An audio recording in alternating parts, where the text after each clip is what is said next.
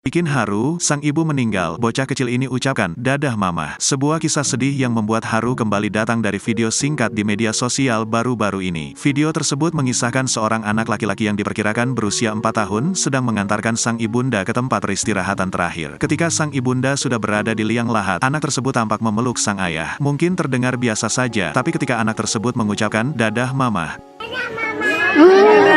barulah orang-orang yang berada di sekitarnya menangis sedih. Bukan hanya itu, warganet yang menyaksikan video haru tersebut tampak merasa sedih. Siapa yang tidak sedih saat melihat anak kecil sepolos itu justru mengucapkan kata-kata perpisahan dengan tenang kepada sang ibunda yang mungkin tidak akan berjumpa lagi karena meninggal dunia. Warganet yang melihat video tersebut ikut membayangkan dan memposisikan diri sebagai anak itu dibuat menangis. Setelah menyaksikan kepolosan sang anak melepas ibu kandungnya, banyak warganet yang menuangkan komentar. Mayoritas dari mereka merasakan kesedihan sehingga memberikan doa supaya anak tersebut tumbuh menjadi anak dewasa yang soleh dan kuat.